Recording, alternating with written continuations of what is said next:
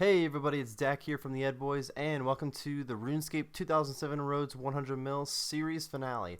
I'm going to be starting off this episode with our number one moneymaker of the series, which is Fire Orbs.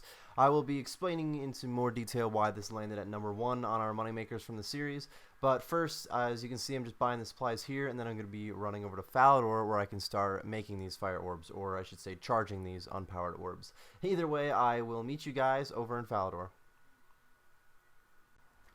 Alright everybody, here we are in Falador, where I recently realized that I probably am going to need some anti-poison potions, but I'll go get those in a little bit. We'll try this first loadout here. Either way, as you can see, I will be making 2,750 fire orbs. It's going to take, I'd like to say, 5 hours-ish, but we'll see. Either way, this is going to bring us right up to 99 mil, just a little over 99 mil, maybe even closer to 100 mil than to 99 mil. But it won't be getting us to our 100 mil. This is not what we're finishing on, even though it is the number one moneymaker. I will have one more thing after this. There's really nothing new that I'll be doing with these fire orbs that you haven't seen me do, so I guess I can move right on to the pros and cons list. As always, we are going to start with the cons, and the only con that I have on here is that there are some high requirements for making fire orbs. The original magic requirement is actually pretty low. I believe it only takes 63 magic to make a fire orb from a regular uncharged orb, which really isn't too bad. Getting to 63 mage doesn't take a terribly long time.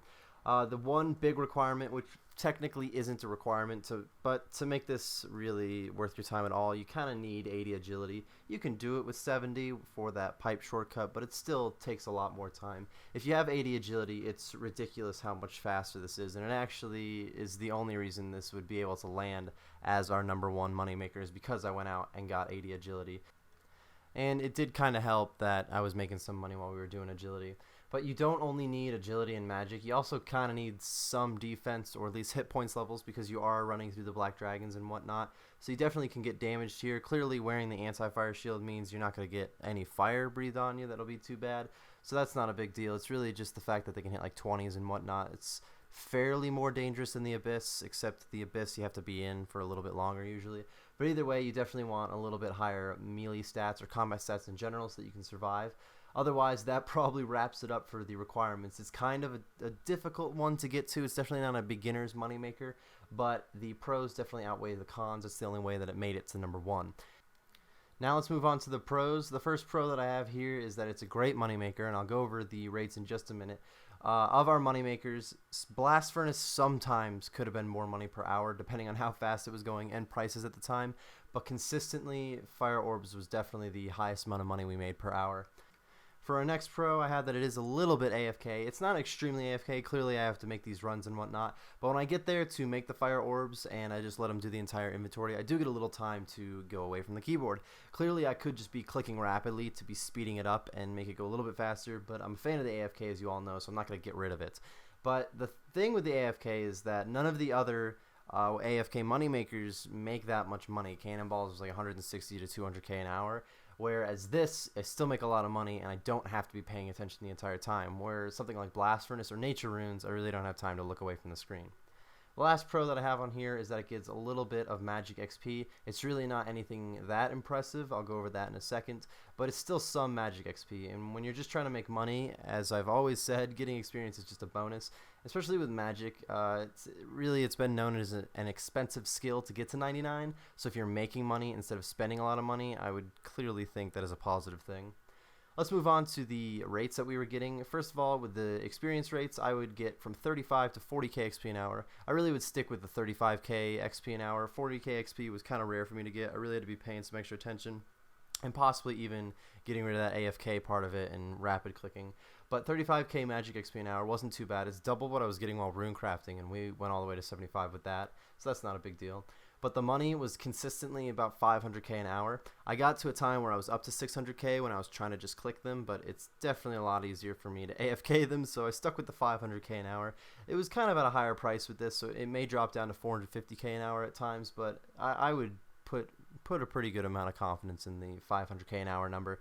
Either way, this was the most money we made per hour, and this also landed as number one on our money-making list.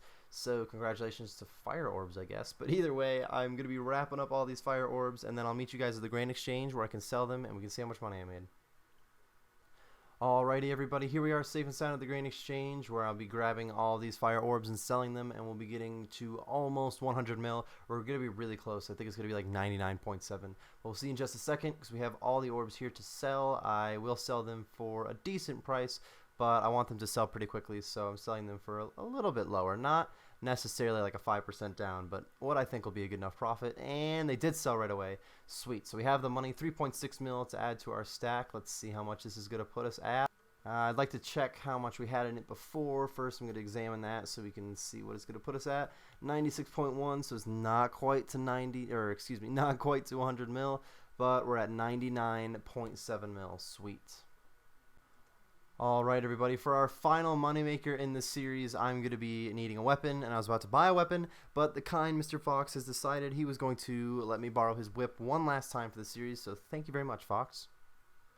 The whip is not the only supply I needed though. I am grabbing some cash here so I can buy some prayer potions. Hopefully I won't need too many, but I am going to buy 10 of them right now. I think I may have already had one, so that might put us at 11 potions, but hopefully I don't need to use all 11 potions because they are kind of pricey right now. Alright everybody, for the final couple 100k, I've decided I'm going to fight the Tzar people and hope to get a rare drop for the final bit of money. This is more of a this is more of a luck-based, non-repeatable thing, but we only have a few 100k to go, so I figured this would be a fun way to end the series.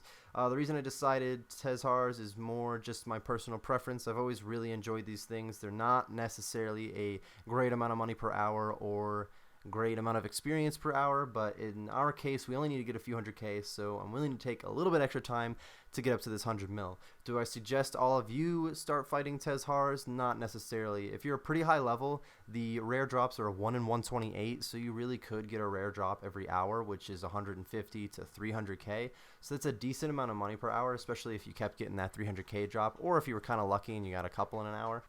Or if you were just a much higher level and you could get a bunch of kills in an hour, then you wouldn't even have to be that lucky to get a rare or two every hour. But I'm a little bit lower level, that's why I'm going to use prayer potions, and I'm going to try flicking prayer so we don't have to use as many of the potions. I'm not really flicking quite yet because I'm trying to talk and not pay as much attention.